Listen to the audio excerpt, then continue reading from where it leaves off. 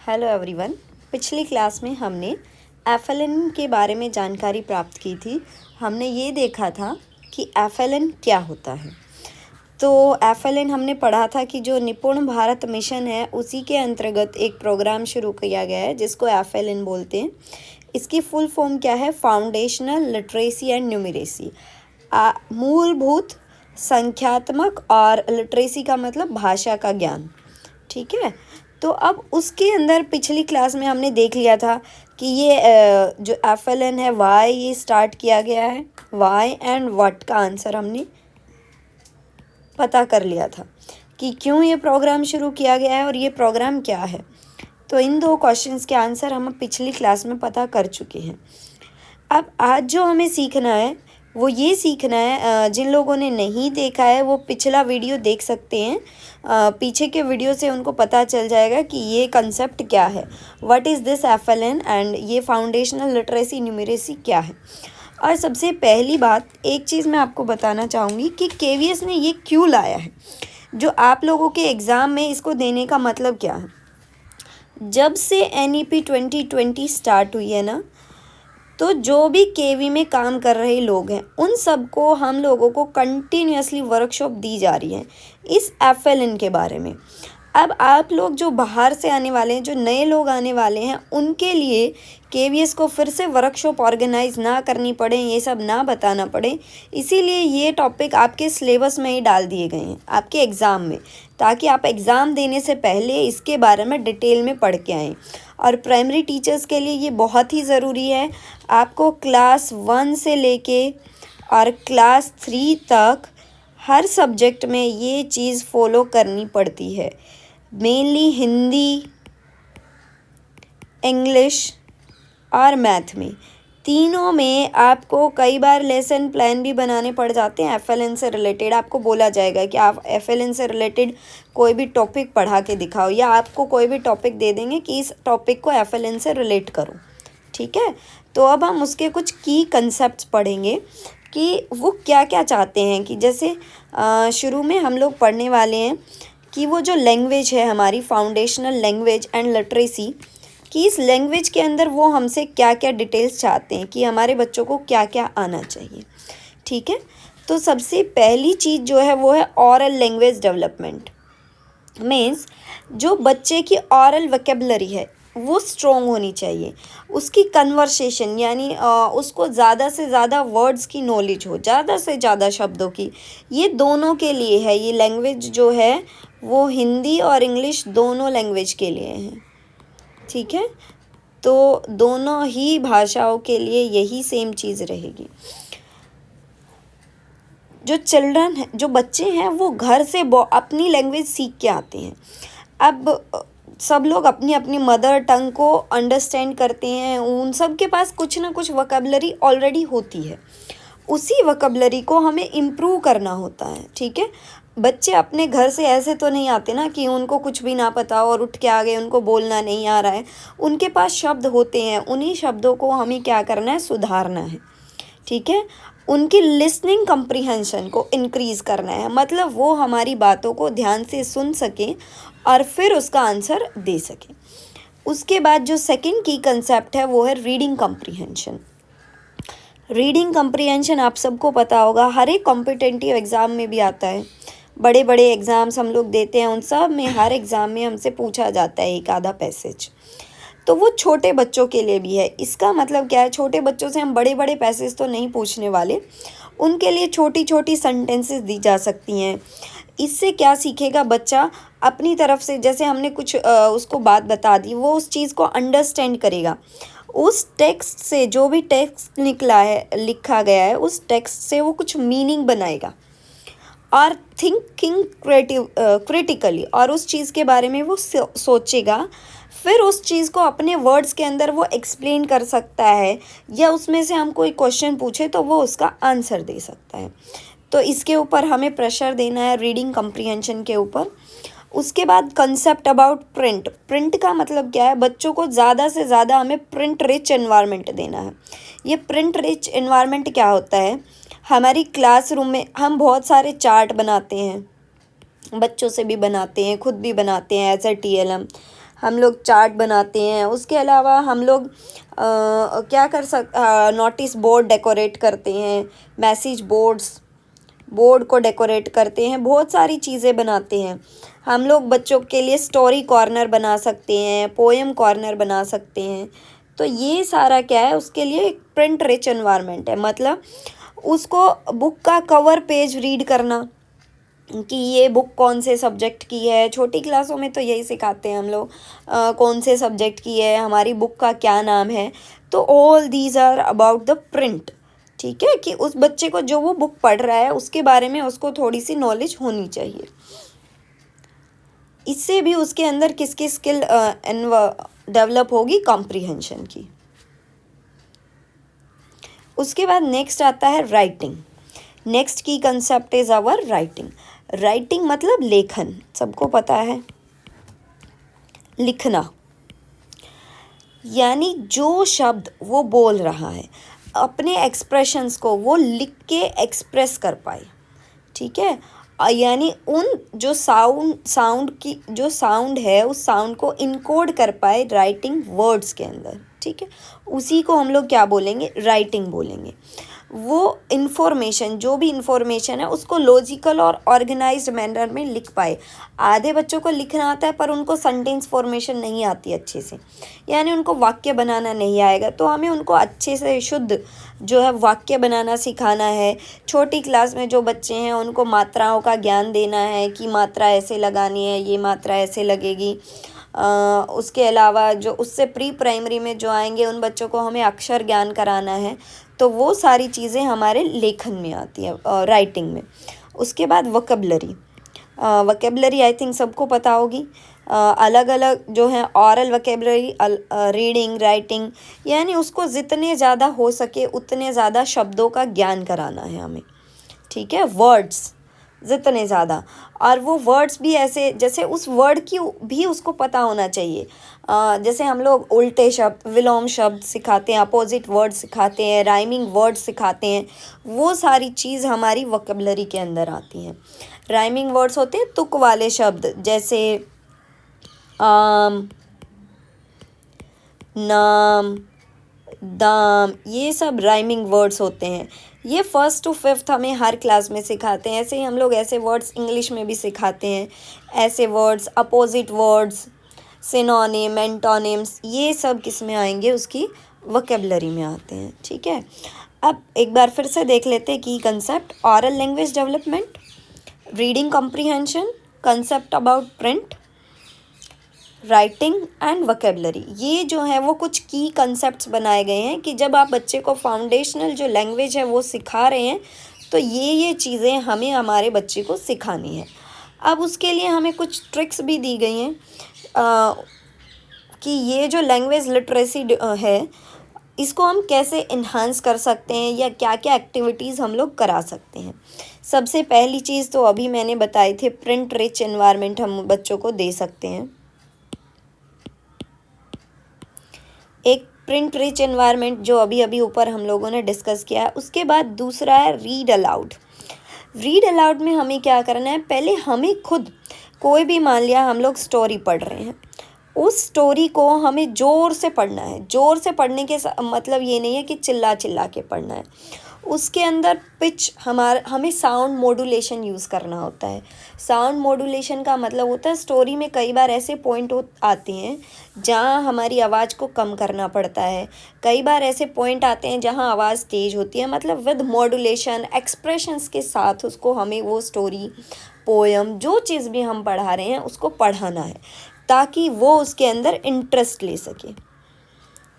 ठीक है, तो उसको बोलेंगे, जब वो बच्चा उसको इंटरेस्ट के साथ सुनेगा, इससे क्या होगा, इससे बच्चे के अंदर जो लिसनिंग स्किल्स है ना वो डेवलप होंगी, उसकी लिसनिंग स्किल्स डेवलप होंगी। यानी उसकी जो सुनने की क्षमता है वो बढ़ेगी और उसको चीज़ों को सुनने में इंटरेस्ट आएगा।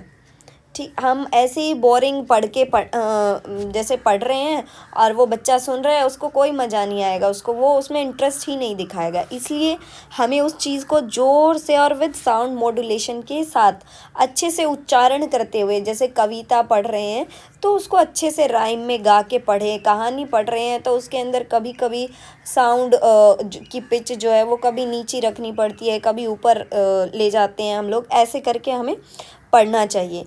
इससे क्या होगा, बच्चे की लिसनिंग स्किल्स बढ़ती हैं, यानी उसकी सुनने की जो क्षमता है वो बढ़ेगी, वो चीज़ों को सुनने में ध्यान लगाएगा। ठीक है, ये हम उनको लिसनिंग एंड टेलिंग, जब उसकी लिसनिंग स्किल बढ़ेगी यानी वो चीज़ों को ध्यान से सुनने लगेगा तो उसके को कंप्रीहेंशन करना भी अपने आप आएगा। अगर उसने कोई चीज़ ध्यान से सुनी है तो उसमें से जब हम उससे कोई क्वेश्चन पूछेंगे तो वो उसको बता पाएगा। स्टोरी, जब वो वर्ड शब्दों को सुनेगा तो वो खुद की स्टोरीज़ भी लिख सकता है, हमें बोल के भी बता सकता है। इससे उसकी ओरल लैंग्वेज और राइटिंग जो है वो ऑटोमेटिकली इम्प्रूव होती जाएगी। सॉन्ग्स राइम्स करा सकते हैं हम बच्चों को। उसके बाद हम उनको पिक्चर रीडिंग मीन्स हम उनको कुछ पिक्चर्स दे सकते हैं कि इस पिक्चर में ऐसे एक्टिविटी कराते हैं हम लोग कई बार कि कोई भी पिक्चर कार्ड दे दिया, उस कार्ड में आपको जो कुछ भी दिख रहा है उस पिक्चर के बारे में लिखिए। ठीक है, या छोटी क्लासों में जैसे फर्स्ट का बच्चा है, प्री प्राइमरी में, हम उनको डिफरेंस निकलवा सकते हैं कि आपको इस चित्र और इस चित्र में दोनों पिक्चर्स में क्या डिफरेंस दिख रहा है। या अभी फर्स्ट क्लास का बच्चा, मान लिया उसको सेंटेंस बनाने नहीं आ रहा, पर फिर भी वो पिक्चर को देख के हमें ऑरली उसके बारे में बता सकता है कि इस पिक्चर में मुझे ये दिख रहा है, यहाँ ये हो रहा है। और आप देखेंगे कि हर बच्चा उसको देखने का जो सोचने की उनकी जो कैपेसिटी होती है वो अलग अलग होती है। कोई किसी पिक्चर के बारे में कुछ बोलेगा कि मुझे ये दिख रहा है, कोई अपनी अलग स्टोरी बनाएगा। पिक्चर को देख के हम लोग स्टोरी लिखने को बोल सकते हैं। ठीक है, और एक्सपीरियंस बेस्ड राइटिंग में क्या होता है, यहाँ पे हम लोग बच्चे को जो उसकी डेली लाइफ एक्सपीरियंसेस है उसमें से कुछ भी छोटा सा पैराग्राफ लिखने को दे सकते हैं। जैसे हम लोगों के ऐसे राइटिंग आते हैं ना, किसी भी चीज़ से या किसी चीज़ की एडवर्टाइजमेंट बनवा ली, ये बड़ी क्लासों में होता है। छोटी क्लासों में हम छोटी छोटी चीज़ें करवा सकते हैं उनसे। ठीक है, तो ये सब जो है वो पॉइंट्स दिए गए हैं कि ये जो है हम क्लास में कैसे यूज़ करें जिससे बच्चे की जो लैंग्वेज है वो इम्प्रूव हो सके। अब लैंग्वेज के बाद आइए हम लोग चलेंगे मैथ्स की न्यूमेरेसी स्किल्स।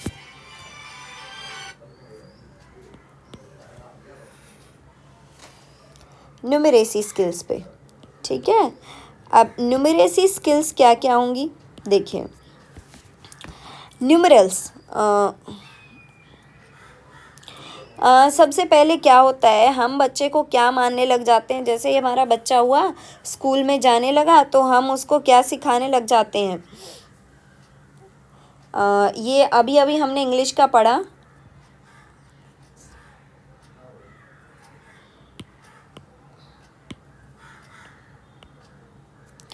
फाउंडेशनल न्यूमेरेसी पे बात करेंगे हम। जैसे ही बच्चा बड़ा हुआ, हम लोग क्या सोचते हैं कि सबसे पहले उसको नंबर्स की नॉलेज करानी है, हमें 1 2 3 4 5 सिखाने हैं, जबकि ऐसा नहीं होता है। नंबर्स से पहले हमें जो उसको सिखाना होता है वो होता है प्री नंबर कंसेप्ट।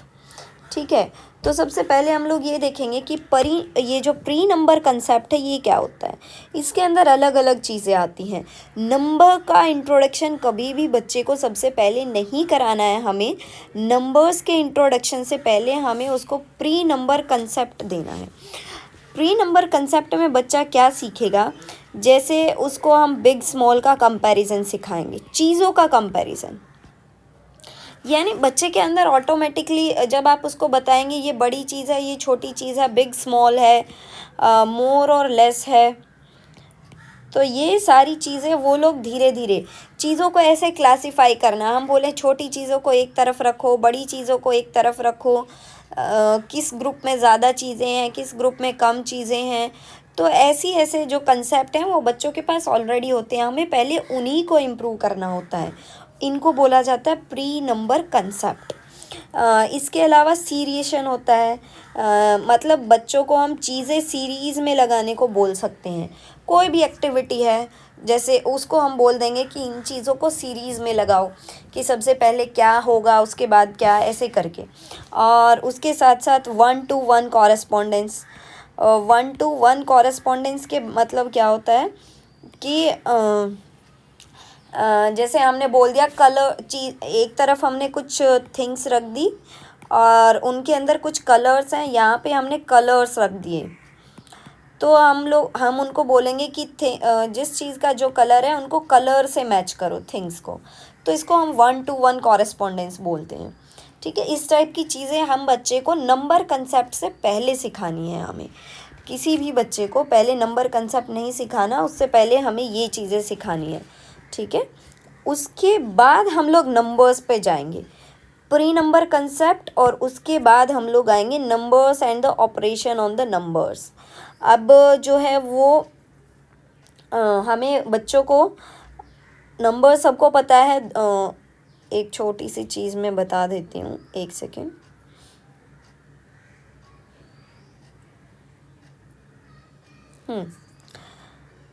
ये देखिए, ये 3 टाइप के नंबर्स होते हैं हमारे पास। नंबर्स मेनली बहुत सारे टाइप के होंगे, आप लोगों ने पढ़े होंगे बाइनरी नंबर्स और ये नंबर वो नंबर, पर यहाँ पे हम लोग 3 टाइप के नंबर्स के बारे में बात करेंगे। Cardinal numbers. Cardinal numbers are use to measure and communicate the size of the group of object. जैसे 30 स्टूडेंट, 30, 40, 50, 1, 2, 3, 4, ये सब हमारे कार्डिनल नंबर्स होते हैं। ऑर्डिनल नंबर्स क्या होते हैं? First, second, third, fourth, fifth, वो सब क्या होती है? पोजीशन को बताने के लिए, किसी ऑब्जेक्ट की पोजीशन को बताने के लिए जो नंबर्स यूज़ होते हैं उनको हम लोग ऑर्डिनल नंबर्स बोलते हैं। उसके बाद एक आता है नॉमिनल नंबर्स, जैसे train number this has just left. ये किसी चीज़ के are use as the noun और label to identify the object in a group. जैसे बहुत सारी ट्रेन्स है, उसका एक पर्टिकुलर नंबर होगा, फ्लाइट का नंबर, इस टाइप के जो नंबर्स होते हैं उनको बोलते हैं हम लोग नॉमिनल नंबर्स। ठीक है, तो हमें बच्चों को पहले नंबर्स का कंसेप्ट बताना है, उसके बाद प्री नंबर कंसेप्ट के बाद हम उनके लिए नंबर्स इंट्रोड्यूस करेंगे। फिर हम उनको छोटी छोटी जो मैथमेटिकल ऑपरेशंस है, एडिशन, सब्ट्रैक्शन, ये सब स्टार्ट करेंगे। एडिशन है, सब्ट्रैक्शन, मल्टीप्लिकेशन, डिवीज़न, जो भी है, ये सारे कंसेप्ट उसके बाद हम लोग इंट्रोड्यूस करेंगे। उसके बाद जो तीसरी चीज़ हमें सिखानी होती है, शेप्स अंडरस्टैंडिंग। हम इसके अंदर 2D 3D शेप्स का जस्ट इंट्रोडक्शन देना होता है हमें प्राइमरी क्लासेस में। ऐसे कौन सी रोलिंग थिंग्स हैं, स्लाइडिंग थिंग्स हैं, सर्कल, स्क्वायर, ऐसे करके, ताकि वो बच्चा जब भी उसके आसपास ये चीज़ें हों, और इन सारी चीज़ों को हमें उसके इन्वायरमेंट से कनेक्ट करके सिखाना है। जैसे आपको रूम में कौन कौन सी चीज़ें स्क्वायर शेप में दिख रही हैं, ठीक है, तो इस टाइप से उसको हमें ये वाली जो है अंडरस्टैंडिंग देनी है। मीज़रमेंट, यहाँ पे हमें चीज़ों को उसके साइज़ के अकॉर्डिंग, साइज़ मतलब लेंथ के अकॉर्डिंग, कौन सी चीज़ टॉल, शॉर्ट, वेट के अकॉर्डिंग मीज़र करना, और लेंथ, वेट, वॉल्यूम, इन सब के अकॉर्डिंग जो है वो मीज़रमेंट के बेसिक कंसेप्ट सिखाने हैं। उसके बाद पैटर्न, ये जो है पैटर्न आई थिंक सबको पता होगा, लेकिन जो प्राइमरी लेवल पे पैटर्न्स है वो कुछ बेसिक पैटर्न्स गिवन है, बस हमें उन्हीं को कि पैटर्न कैसे बनते हैं, सिंपल सिंपल पैटर्न सिखाने होते हैं उनको। हमें चीज़ों को रिपीट करने के, फिगर्स को रिपीट करने के, नंबर्स को रिपीट करने के। उसके बाद आता है डाटा हैंडलिंग। अब डाटा हैंडलिंग में जैसे फर्स्ट क्लास है, क्लास 1 में हमारे पास सिर्फ शॉर्टिंग एंड लिस्टिंग का कंसेप्ट है। चीज़ों को अलग अलग करना है और उनकी लिस्ट बनानी है। जैसे हम क्या कर सकते हैं, ये सारी की सारी चीज़ें हमें बच्चों को एक्टिविटी से सिखानी है, learning by doing. Learning by doing, this is the concept of FLN। Means जब भी उसके सामने डेली लाइफ में ये चीज़ें आए, वो कहीं ना कहीं डेली लाइफ में ये सब काम करते हैं, उसको वो लोग कर पाए आसानी के साथ। ठीक है, शॉर्टिंग का मतलब होता है चीज़ों को अलग अलग करके रखना है। तो क्लास 1 में डाटा हैंडलिंग वो लेवल वाइज हर क्लास में चैप्टर्स यही हैं, बस उनका लेवल बढ़ता जाता है। मैथमेटिकल कम्युनिकेशन मतलब मैथ्स की जो डिक्शनरी, मैथ्स के जो वर्ड्स हैं उनके बारे में उनको नॉलेज हो। तो ये जो हैं वो मैथ्स की स्किल्स हैं जिनको हमें क्या करना है, बच्चों को सिखाना है। और ये कैसे सिखानी है, उन सब की एक्टिविटीज़ आई थिंक मैंने यहाँ साथ साथ बता दी हैं। इसके साथ ही हमारा जो है ये एफएलएन टॉपिक फिनिश होता है। वैसे तो अभी एफएलएन के अंदर ही आता है, लेकिन जो एफएलएन का जो बेसिक था वो ख़त्म होता है। आप सबको समझ आया होगा, ठीक है। अगर आपको स्लो लगता है तो आप लोग वीडियो की स्पीड इंक्रीज़ करके रख सकते हैं। वो धीरे इसीलिए पढ़ाया जाता है, वो भी मैं बताऊंगी क्यों पढ़ाया जाता है। वो जब हम लोग पढ़ेंगे ना कि हर बच्चे की जो नीड्स हैं वो अलग अलग होती है, वो हम लोग आगे पढ़ेंगे। तो उसके अकॉर्डिंग ये जिसको स्लो लगता है वो स्पीड इंक्रीज़ करके पढ़ सकता है। इसके बाद जो नेक्स्ट टॉपिक हम लोग सीखेंगे वो सीखेंगे कॉम्पिटेंसी बेस्ड एजुकेशन, जो इसी वैसे तो वो एफएलएन का ही पार्ट है और आप लोग टॉपिक में भी देखेंगे उसमें भी गिवन है। और लर्निंग आउटकम्स, तो ये दोनों एक दूसरे से रिलेटेड हैं और ये तभी आएंगे जब हम लोग एफएलएन को जान लेंगे, क्योंकि एफएलएन से ही अब ये निकल के आए हैं, कॉम्पिटेंसी बेस्ड एजुकेशन और लर्निंग आउटकम्स, ठीक है। तो सब लोग ये एफएलएन को एक बार अच्छे से पढ़ लेंगे और उसके बाद हम लोग आगे चलेंगे अगली क्लास में। Thank you.